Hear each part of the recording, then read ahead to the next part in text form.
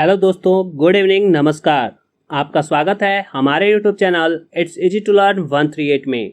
हमारा लक्ष्य आपकी तैयारी बेहतर नहीं बेहतरीन हो। आज हम देखेंगे साइंस का वरदान सीरीज का 46वां सेट, जिसमें कहने को तो 30 प्लस क्वेश्चंस हैं, लेकिन उनके विकल्पों के विश्लेषण के बाद इनकी संख्या 50 प्लस हो जाती है। दोस्तों, सेशन शुरू करने से पहले आपसे यह कहना चाहूँगा कि जिन भी स्टूडेंट्स को ये क्वेश्चंस बकवास लग रहे हों, वो एक बार अपने एग्जाम्स के प्रीवियस पेपर्स को देख लें। उन्हें पता चल जाएगा कि ये क्वेश्चंस उनके एग्जाम पैटर्न पर आधारित हैं या नहीं। दोस्तों, यकीन मानिए, ये क्वेश्चंस और उनके एक्सप्लेनेशंस आपके लिए काफ़ी इम्पॉर्टेंट हैं। तो वीडियो को अंत तक ज़रूर देखें और वीडियो को लाइक शेयर किए बिना स्किप ना करें। चलिए अब सेशन को शुरू करते हैं। Let's get started. आज के सेशन का पहला प्रश्न है, शीशे के संचयन वाले सेल में किस अम्ल का प्रयोग होता है? Option A phosphoric acid, option B hydrochloric acid, option C nitric acid, option D sulphuric acid. इस प्रश्न का सही उत्तर है ऑप्शन डी सल्फ्यूरिक एसिड। आइए अब जान लेते हैं विकल्प में दिए गए सारे एसिडों के रासायनिक सूत्र। फास्फोरिक एसिड, जिसे ऑर्थोफॉस्फोरिक एसिड के रूप में भी जाना जाता है, का रासायनिक सूत्र H3PO4 होता है। हाइड्रोक्लोरिक एसिड, जो हमारे अमाशय में पाया जाता है, का रासायनिक सूत्र HCl होता है। वहीं नाइट्रिक एसिड का रासायनिक सूत्र HNO3 होता है। और हमारे सवाल का उत्तर, जो कि सल्फ्यूरिक एसिड है, इसका रासायनिक सूत्र H2SO4 होता है। दूसरा प्रश्न है, यूकेलिप्टस के वृक्ष अधिक संख्या में कहाँ पाए जाते हैं? ऑप्शन ए मिजो पहाड़ियाँ, ऑप्शन बी नागा पहाड़ियाँ, ऑप्शन सी मणिपुर की पहाड़ियाँ, ऑप्शन डी नीलगिरी पहाड़ियाँ। इस प्रश्न का सही उत्तर है ऑप्शन डी नीलगिरी पहाड़ियाँ, जो कि तमिलनाडु, कर्नाटक और केरल राज्यों में फैला हुआ है। जबकि मिजो पहाड़ियाँ मिजोरम, नागा पहाड़ियाँ नागालैंड, मणिपुर की पहाड़ियाँ मणिपुर में स्थित हैं। तीसरा प्रश्न है, उत्तेजना के समय निम्नलिखित में से कौन सा हार्मोन अधिक संख्या में उत्सर्जित होता है? Option A cortisol, option B serotonin, option C adrenaline, option D oestrogen. इस प्रश्न का सही उत्तर है ऑप्शन सी एड्रिनलिन। यानी उत्तेजना के समय सबसे अधिक मात्रा में उत्सर्जित होने वाला हार्मोन एड्रिनलिन होता है, जबकि कोर्टिसोल या अधिवृक्क ग्रंथि से स्रावित होता है। बात करें सीरोटोनिन हार्मोन की, तो यह मस्तिष्क और आंत में बनता है, जो एक संदेशवाहक के रूप में कार्य करता है। बात करें हमारे प्रश्न के उत्तर एड्रिनलिन की, तो यह भी अधिवृक्क ग्रंथि से स्रावित होता है तथा इसे एपिनेफ्रिन के नाम से भी जाना जाता है। एस्ट्रोजन हार्मोन महिला के अंडाशय में बनता है। चौथा प्रश्न है, पौधों में प्रोटीन निर्माण के लिए मुख्य आवश्यक तत्व क्या है? Option A calcium, option B magnesium, option C nitrogen, option D phosphorus. इस प्रश्न का सही उत्तर है ऑप्शन सी नाइट्रोजन। आइए अब जान लेते हैं विकल्प में दिए गए सभी तत्वों के परमाणु संख्या एवं परमाणु भार। कैल्शियम का परमाणु संख्या होता है 20 और परमाणु भार होता है 40, जबकि मैग्नीशियम का परमाणु संख्या होता है 12 और परमाणु भार होता है 24। वहीं बात करें हमारे प्रश्न के उत्तर नाइट्रोजन की, तो इसका परमाणु संख्या 7 होता है और परमाणु भार 14 होता है, जबकि फास्फोरस का परमाणु संख्या 15 और परमाणु भार 31 होता है। पांचवा प्रश्न है, साइटोकाइनेसिस में किसका विभाजन होता है? ऑप्शन ए केंद्रक, ऑप्शन बी कोशिका द्रव्य, option C DNA, option D RNA.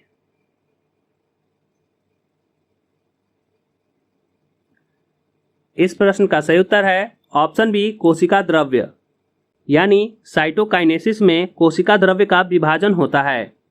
जबकि केंद्रक की खोज रॉबर्ट ब्राउन ने 1831 में किया था। हमारे प्रश्न के उत्तर कोशिका द्रव्य की खोज रुडोल्फ वॉन कॉलिकर ने 1853 में किया था। जबकि डीएनए और आरएनए की खोज फ्रेडरिक मिशर ने किया था। और आपको कमेंट बॉक्स में बताना है कि डीएनए और आरएनए का फुल फॉर्म क्या होता है। छठा प्रश्न है नाइट्रीकरण जीवाणु होते हैं, यानी नाइट्रीकरण जीवाणु क्या होते हैं।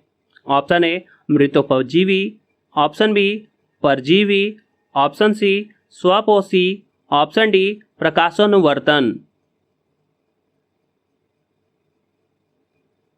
इस प्रश्न का सही उत्तर है ऑप्शन बी परजीवी, जैसे कि राइजोबियम। राइजोबियम दलहनी पौधों के जड़ों के गांठ में पाया जाता है।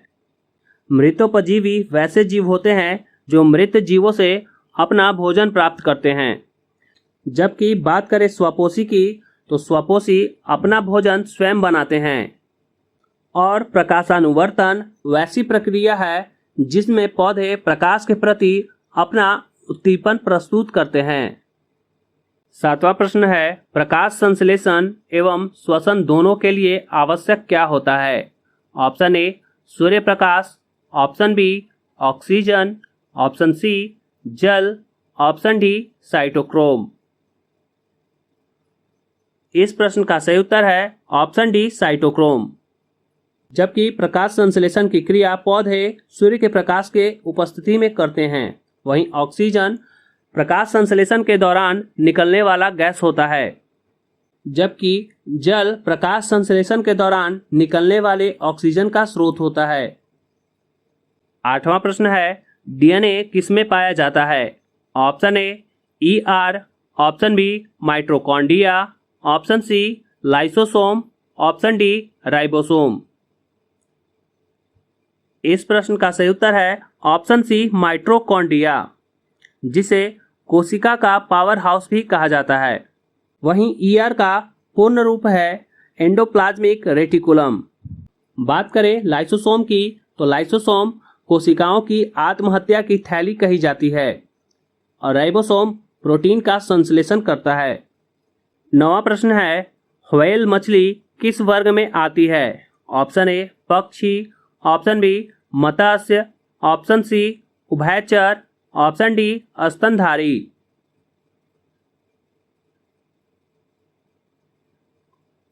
इस प्रश्न का सही उत्तर है ऑप्शन डी स्तनधारी। दोस्तों विकल्प में मत्स्य भी दिया गया है, लेकिन ये गलत जवाब है। व्हेल मछली स्तनधारियों में गिनी जाती है। पक्षी समतापी वर्ग में आते हैं, मत्स्य असमतापी वर्ग में आते हैं और उभयचर असमतापी वर्ग में आते हैं। जबकि हमारे प्रश्न का उत्तर स्तनधारी समतापी वर्ग में आते हैं। 10वां प्रश्न है कोशिकाओं के अंदर सूचनाओं का प्रवाह किसके द्वारा होता है। ऑप्शन ए आरएनए के द्वारा, ऑप्शन बी डीएनए के द्वारा, ऑप्शन सी माइटोकॉन्ड्रिया के द्वारा, ऑप्शन डी राइबोसोम के द्वारा। इस प्रश्न का सही उत्तर है ऑप्शन ए आरएनए के द्वारा।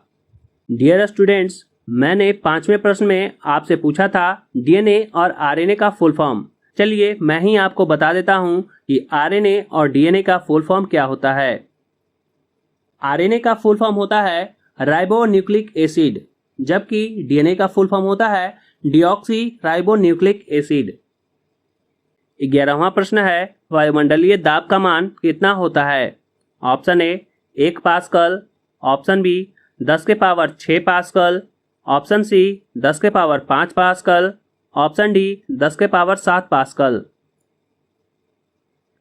इस प्रश्न का सही उत्तर है ऑप्शन सी 10 के पावर 5 पास्कल। आइए अब बढ़ते हैं अगले प्रश्न की ओर। अगले प्रश्न पर जाने से पहले आपसे रिक्वेस्ट करूंगा कि अगर वीडियो अच्छी लग रही हो तो वीडियो को लाइक शेयर जरूर करें। साथ ही अगर आप हमारे चैनल पर पहली बार विजिट कर रहे हैं तो चैनल को सब्सक्राइब कर बेल आइकन को प्रेस कर लें। प्रश्न संख्या 12 है पनामा रोग किससे संबंधित है। ऑप्शन ए आम, ऑप्शन बी पपीता, ऑप्शन सी केला, ऑप्शन डी अमरूद। इस प्रश्न का सही उत्तर है ऑप्शन सी केला, यानी पनामा रोग का संबंध केला से है। 13वां प्रश्न है डॉक्टरों द्वारा प्रयोग में लाया जाने वाला स्टेथोस्कोप किस सिद्धांत पर कार्य करता है? ऑप्शन ए व्यतिकरण, ऑप्शन बी परावर्तन, ऑप्शन सी अपवर्तन, ऑप्शन डी ध्वनि तरंगों का अध्यारोपण। इस प्रश्न का सही उत्तर है ऑप्शन बी परावर्तन। 14वां प्रश्न है एथलीट फुट नामक बीमारी किसके कारण होती है? ऑप्शन ए फंगस संक्रमण, option B allergy, option C virus, option D इनमें से कोई नहीं। इस प्रश्न का सही उत्तर है ऑप्शन ए फंगस संक्रमण। 15वां प्रश्न है अम्ल वर्षा में किसकी अधिकता होती है? ऑप्शन ए कार्बोलिक अम्ल, ऑप्शन बी हाइड्रोक्लोरिक अम्ल, ऑप्शन सी नाइट्रिक अम्ल, ऑप्शन डी सल्फ्यूरिक अम्ल। इस प्रश्न का सही उत्तर है ऑप्शन डी सल्फ्यूरिक अम्ल। और सल्फ्यूरिक अम्ल को अम्लों का राजा भी कहा जाता है।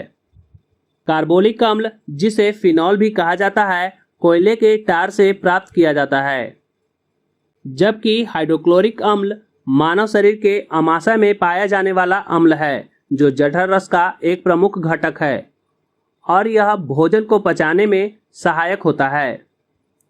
डियर स्टूडेंट्स, एक सवाल बार बार परीक्षाओं में पूछे जाते हैं कि एक्वा रेजिया में HCl यानी कि हाइड्रोक्लोरिक अम्ल और नाइट्रिक अम्ल का अनुपात कितना होता है?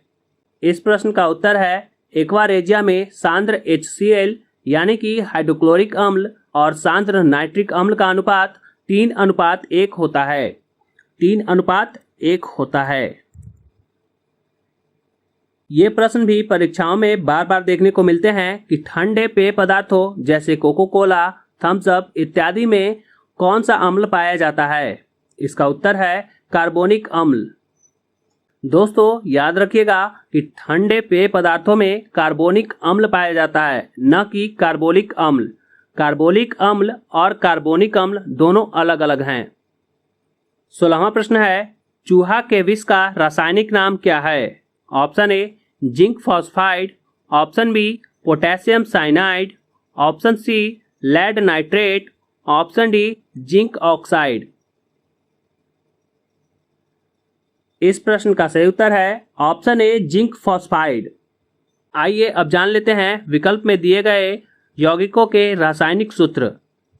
जिंक फॉस्फाइड का रासायनिक सूत्र है Zn3P2, जबकि पोटेशियम साइनाइड का रासायनिक सूत्र है KCN।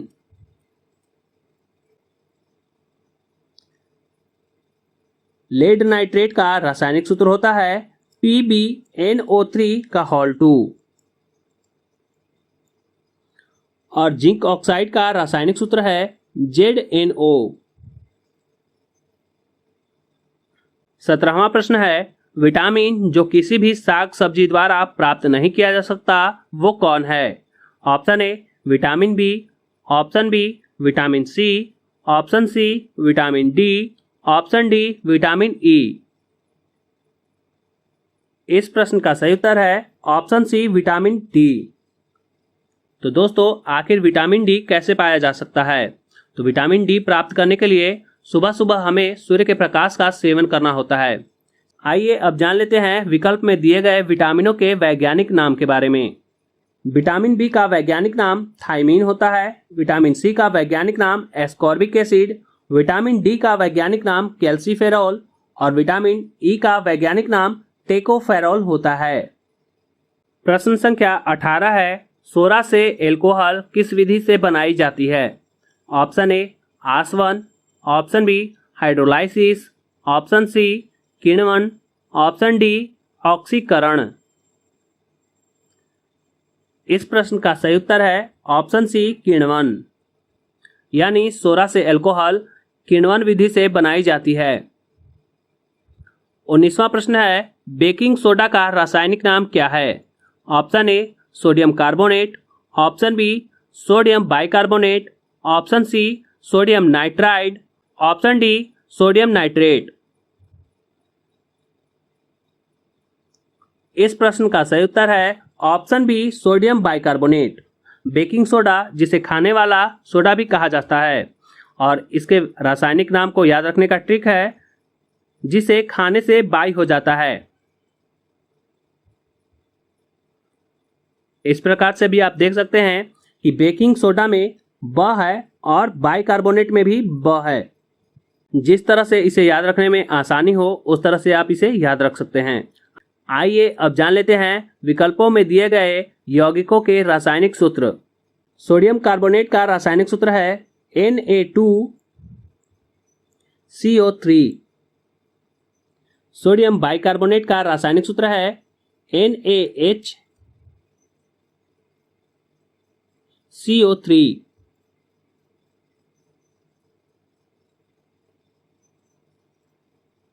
सोडियम नाइट्राइट का रासायनिक सूत्र है NaNO2। सोडियम नाइट्रेट का रासायनिक सूत्र है NaNO3। दोस्तों याद रखिएगा यहाँ पे नाइट्राइट है तो 2 ऑक्सीजन है जबकि नाइट्रेट में 3 ऑक्सीजन है। 20वां प्रश्न है ऑटोमोबाइल वाहनों द्वारा निष्कासित मुख्य नुकसानदेह गैस जिससे वायु प्रदूषण होता है कौन है? Option A carbon monoxide, option B methane, option C carbon dioxide, option D ozone gas. इस प्रश्न का सही उत्तर है ऑप्शन ए कार्बन मोनोऑक्साइड। और यह गैस इतना नुकसानदेह होती है कि यह रक्त से ऑक्सीजन की तुलना में 200 गुना तेजी से प्रतिक्रिया करती है। मीथेन को हम लोग पंख या मार्स गैस भी कहते हैं और यह गोबर गैस में अधिक होता है। प्राकृतिक गैस का मुख्य स्रोत भी मीथेन ही होता है। कार्बन डाइऑक्साइड, ठोस कार्बन डाइऑक्साइड को शुष्क बर्फ कहा जाता है, ये सभी जानते होंगे। ओजोन गैस जिसकी लेयर हमारे वायुमंडल में पाई जाती है पराबैंगनी किरणों से हमारी रक्षा करती है। 21वां प्रश्न है मेलाथियान क्या है? ऑप्शन ए शाकनाशी, ऑप्शन बी कवकनाशी, ऑप्शन सी कीटनाशी, ऑप्शन डी निमेटोडनाशी। इस प्रश्न का सही उत्तर है ऑप्शन सी कीटनाशी, यानी मेलाथियान एक प्रकार का कीटनाशी है। वहीं शाकनाशी के उदाहरण है 2,4-D, एट्राजिन, पैराक्वाटा। कवकनाशी के उदाहरण है मैकोजेब और बेनोमाइल। वहीं बात करें नेमेटोड नाशी की तो इसका उदाहरण है प्रेटिलेंचस और मेलोइडोगाइन। अब बढ़ते हैं अगले प्रश्न की ओर। 24वां प्रश्न है हीलियम की खोज किसने की थी? Option A H Cavendish, option B Lockyer, option C Amundsen, option D Rutherford. इस प्रश्न का सही उत्तर है ऑप्शन बी लोकियर। जबकि एच कैवेंडिश यानी हेनरी कैवेंडिश ने हाइड्रोजन की खोज की थी, वहीं रदरफोर्ड ने परमाणु के नाभिक की खोज की थी। 23वां प्रश्न है मानव शरीर में पाई जाने वाली सबसे लंबी कोशिका कौन है? ऑप्शन ए हृदय पेशी कोशिका, ऑप्शन बी तंत्रिका कोशिका, ऑप्शन सी रेखित पेशी कोशिका, ऑप्शन डी अस्थि कोशिका। इस प्रश्न का सही उत्तर है ऑप्शन बी तंत्रिका कोशिका। हृदय पेशी कोशिका यह केवल हृदय की दीवारों में पाई जाती है और इसे मायोकार्डियम भी कहा जाता है। जबकि रेखित पेशी कोशिका मानव शरीर के कंकाल में पाया जाता है। और बात करें अस्थि कोशिका की तो यह सिर्फ अस्थि ऊतक में पाया जाता है। 24वां प्रश्न है पेंसिल का लिखा जाने वाला भाग किससे बना होता है? ऑप्शन ए ग्रेफाइट से, ऑप्शन बी कार्बन से, ऑप्शन सी टीन से, ऑप्शन डी कोयला से। इस प्रश्न का सही उत्तर है ऑप्शन ए ग्रेफाइट से। साथ ही ग्रेफाइट विद्युत का सुचालक भी होता है। तो प्रश्न ये भी पूछा जाता है कि कार्बन का वह अपरूप जो विद्युत का सुचालक होता है कौन है?